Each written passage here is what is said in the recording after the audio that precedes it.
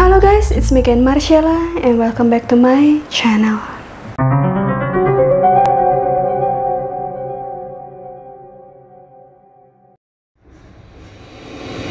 Bulan Mei 2015, Indonesia digemparkan dengan sebuah berita tragis tentang seorang gadis kecil yang ditemukan tewas secara mengenaskan bernama Angeline Megawe.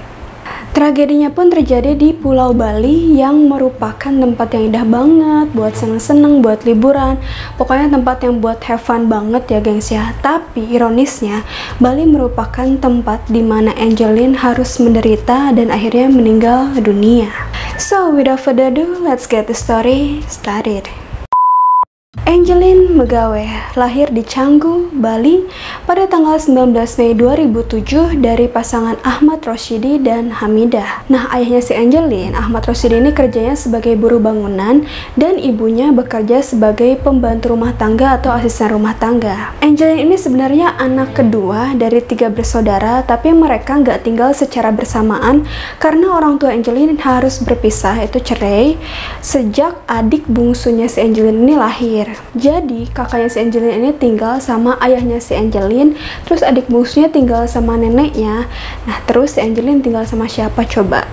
Jadi gengs, faktanya si Angeline ini udah diadopsi sama seorang wanita bernama Margaret Megawe dan suami bulenya bernama Douglas Scarborough sejak si Angeline ini berumur 3 hari. Lah, kenapa Angeline kok bisa diadopsi sih? Nah, jadi gengs, ternyata ayah dan ibu kandungnya si Angeline ini berasal dari keluarga yang sederhana banget lah ya. Bisa dibilang secara ekonomi itu berkekurangan. Penghasilannya juga bisa dibilang pas-pasan. Nah, pas ibunya si Angeline ini melahirkan si Angeline, mereka tuh nggak punya biaya buat ngelahirin aja tuh nggak ada. Jadi pas hari H, si Hamidah, ibunya si Angeline yang ngelahirin di suatu klinik di Bali, ada seseorang yang ngenalin orang tuanya Angeline ke Margaret Megawe ini. Dan si Margaret ini nawarin bantuan buat biaya persalinannya si Hamidah, dan akhirnya dia membantu persalinan dan perawatannya si Hamidah ini, pokoknya ngebayarin semua sejumlah 1,8 juta rupiah. Nah, faktanya gengs, ternyata si Margaret ini bukan cuma mau membantu melunasi biaya persalinannya si Hamidah, tapi dia juga berniat buat mengadopsi si Angeline. Dan ternyata yang ngasih nama Angeline itu ya Margaret, karena waktu si Hamidah hamil dan melahirkan, dia belum nyiapin nama buat anaknya tersebut. Nah, selama proses adopsi, bisa dibilang si Douglas atau suami Margaret ini gak banyak ikut campur dalam prosesnya. Bahkan nama yang tertera di sertifikat adopsi ini cuma nama si Margaret doang, dan gak ada nama Douglas sebagai ayah angkat atau ayah adopsinya Angeline. Nah, fakta lainnya gengs, ternyata proses adopsi si Angeline ini bukan yang pertama buat si Margaret, karena Margaret ini sebenarnya udah punya 2 anak angkat lainnya, yang berarti kakaknya si Angeline. Yang pertama bernama Yvonne Caroline Megawe yang usianya saat itu sekitar 42 tahun, dan Christina Telly Megawe yang usianya sekitar 30 tahunan, yang bisa dibilang umur mereka tuh jauh banget sama umurnya Angeline ya. Nah, karena papahnya Angeline ini keturunan bule ya gengs ya, western gitu, jadi si Angeline di keluarga dari kecil dilatih menggunakan bahasa Inggris sebagai bahasa ibu atau bahasa yang dia pakai sehari-hari buat ngobrol sama keluarganya. Dan infonya, si Douglas ini, ayah angkatnya si Angeline ini, bener-bener sayang sama si Angeline. Jadi bener-bener kayak nganggep si Angeline ini anak kandungnya dia gitu. Tapi sayangnya gengs, pada tanggal 17 September 2008, Douglas harus dinyatakan meninggal dunia. Berarti pas Angeline masih umur sekitar setahunan, masih kecil banget ya gengs ya. Nah, karena kejadian tersebut, pokoknya Margaret benar-benar jadi sedih berat, depresi berat, ya benar-benar terpukul sama kematian suaminya yang ia cintai. Dan karena hal itu juga, Margaret harus menjadi single parent yang harus membesarkan dan mengurus anak-anaknya sendiri tanpa sosok suami. Nah, singkat cerita gengs, 7 tahun kemudian, tepatnya di bulan Mei 2015, Margaret panik karena si Angeline ini hilang. Margaret langsung kontak keluarganya, teman-temannya, kerabatnya, pokoknya sampai warga di sekitaran itu membantu dia buat nyari Angeline. Dan bahkan anak angkatnya yang kedua, Christine, yang waktu itu yang lagi tinggal di Amerika, bikin satu Facebook page khusus gitu buat nyari Angeline dengan judul page Find Angeline, Bali's Missing Child pada tanggal 16 Mei 2015. Dan dari sinilah kisah tragis Angeline di dimulai. Nah, bisa dibilang gengs, berkat Facebook page yang dibikin sama Christine itu, banyak orang yang jadi tahu tentang berita hilangnya Angelin dan banyak yang turut serta buat membantu cari dia. Bahkan sampai banyak media massa yang membantu menyebarkan berita tentang hilangnya Angelin supaya banyak orang yang mencari dan membantu menemukan keberadaan Angelin. Nah, jadi aku mau kasih tahu tentang kesaksian awalnya ya gengs ya. Awal banget datang dari anak sulungnya Margaret Megawe, berarti anak angkatnya Margaret yang pertama yang bernama Yvonne Megawe, dan dia bilang bahwa Angelin ini terakhir kali terlihat lagi main di halaman depan rumah mereka sekitar jam 3 sore.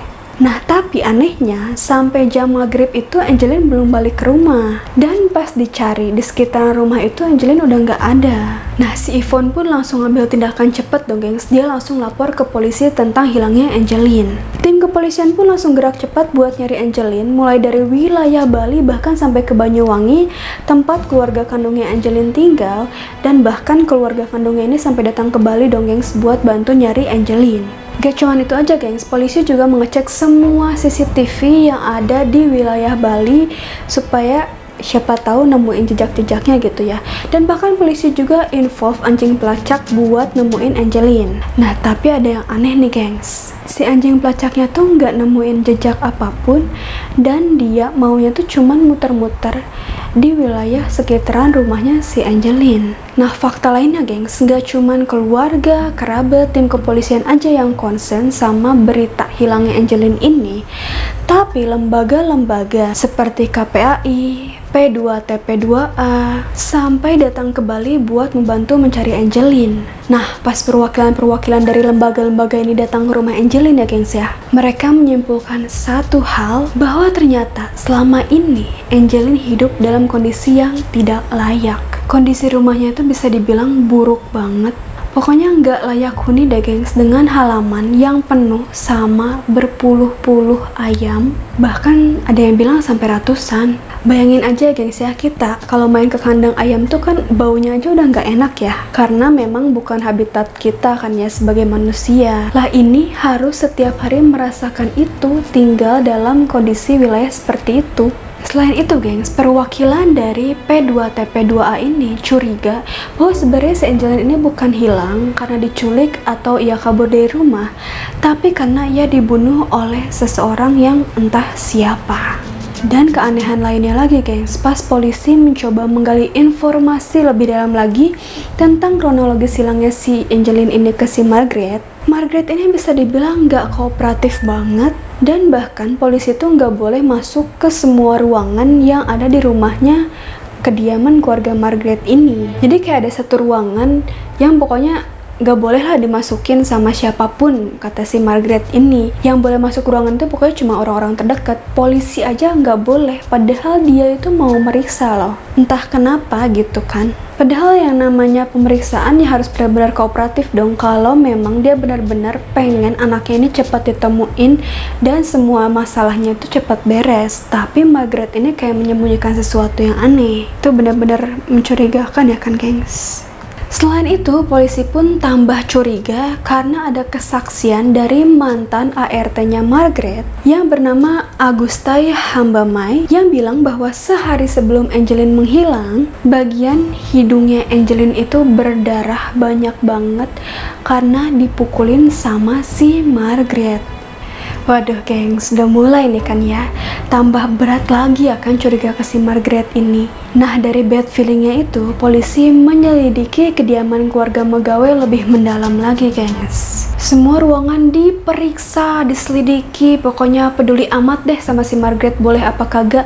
Yang penting polisi tetap harus menjalankan tugasnya sebaik-baiknya dong. Semua bagian halaman depan, belakang, kiri, kanan pokoknya diperiksa secara menyeluruh sama polisi. Sampai pada akhirnya tanggal 10 Juni 2015, berarti sekitar 1 bulan setelah berita tentang hilangnya Angelin dipublikasikan, polisi menemukan Angelin sudah tidak bernyawa lagi. Angelin sudah tewas terkubur di halaman belakang rumahnya. Yang menyedihkannya lagi gengs, jasadnya Angelin udah terkubur di bawah pohon pisang dalam kondisi yang udah membusuk, terkubur bersama boneka kesayangannya. Aduh, gila sih. Pihak kepolisian pun langsung membawa jasadnya Angelin buat diotopsi, dan hasil otopsi menunjukkan bahwa jasad Angelin ini sudah meninggal dunia sejak 3 minggu sebelumnya. Dan yang lebih tragisnya lagi gengs, ketika diotopsi ditemuin banyak bekas luka memar-memar di badannya Angelin, entah itu bekas KDRT, bekas siksaan di bagian mukanya, lehernya, pokoknya seluruh badannya itu udah bener-bener banyak bekas luka siksaan. Gak cuman itu, di bagian punggungnya juga ada bekas sundutan rokok dan bekas lilitan tali plastik. Anak umur 8 tahun loh gengs, harus menderita itu semua. Dan hasil otopsi juga mengeluarkan fakta bahwa Angelin ini meninggal dunia karena pendarahan di bagian otak yang diakibatkan adanya serangan atau hantaman di bagian kepala dan wajah. Sehabis itu polisi langsung memeriksa anggota keluarga Megawe beserta beberapa penghuni lain di rumah keluarga Megawe. Jadi total ada 7 orang yang diperiksa gengs. Ada Margaret Megawe, terus kedua anaknya yaitu Yvonne sama Christine, ada ART-nya bernama Agus, terus ada satpam rumahnya kediaman keluarga Megawe, dan ada 2 lainnya yang merupakan penghuni kos dari kediaman keluarga Megawe. Dan ternyata gengs, waktu awal pemeriksaan, polisi menetapkan bahwa pembunuh Angelin adalah Agus yang merupakan ART Margaret dari pengakuan Agus sendiri. Nah, dari kesaksiannya Agus sendirilah yang memperkosa dan membunuh Angelin sendiri pada tanggal 16 Mei 2015 sekitar jam 1 siang. Pas waktu Angelin dikabarkan menghilang, dan sehabis itu Agus langsung mengubur jasadnya Angelin di halaman belakang rumah sekitar jam 8 malam. Nah, 4 hari setelahnya, tanggal 14 Juni 2015, Margaret ikut dinyatakan bersalah karena tuduhan penelantaran anak. Hingga pada tanggal 28 Juni 2015 akhirnya terbongkarlah semua kejadian yang sebenarnya gengs, dan Margaret lah yang ditetapkan sebagai tersangka dan otak dari kasus pembunuhan Angelin berdasarkan bukti-bukti yang ada, baik itu sidik jari yang ditemukan di TKP dan juga pengakuan saksi dan lain sebagainya. Dan sebenarnya si Agus itu pada saat kejadian cuman mau bantuin si Margaret aja melakukan tindakan keji yang udah diplan sama si Margaret. Jadi si Agus ini tergiur karena dijanjiin, diiming-imingi uang sama si Margaret, tidak lain tidak bukan ya gengs ya. Dan jumlahnya juga cukup fantastis, yaitu sekitar 200 juta rupiah. Dan si Margaret ini janji bakalan ngasih uang tersebut pada tanggal 24 Mei 2015, which is duitnya itu nggak pernah ada atau nggak pernah dikasih ke si Agus. Sepeser pun nggak pernah nyampe tangannya si Agus gengs.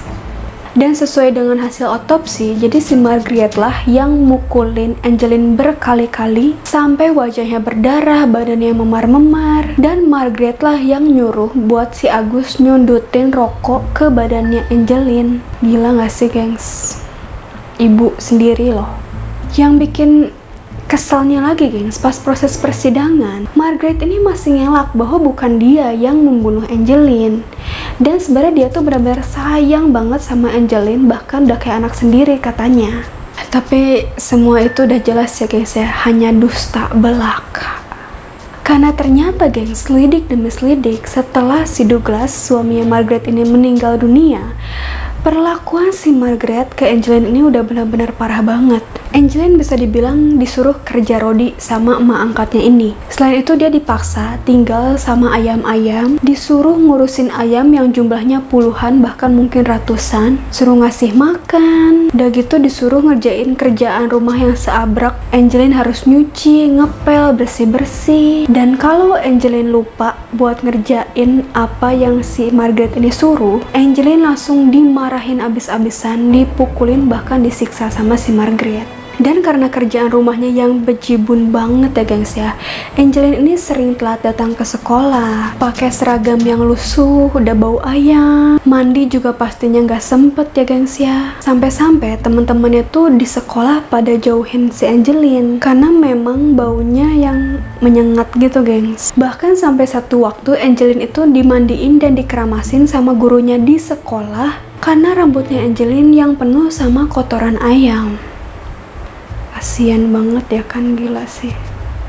Nah pas di sekolah juga Angelin tuh selalu kelihatan lemes banget, pucat, gak bersemangat. Karena selain dia dipaksa kerja sama Margaret di rumah, Angelin juga harus jalan kaki dari rumah ke sekolah yang jaraknya tuh hampir sekitar 2 kilometeran gengs. Setiap hari bolak-balik lewat sawah. Dan Angelin ini juga tipikal anak yang pendiam banget, dia nggak suka cerita apapun ke siapapun. Jadi apa yang dia alamin selama ini tuh dia pendam sendiri. Sampai pada akhirnya gurunya nih concern sama keadaan Angelin, kondisi Angelin yang udah bener-bener miris banget.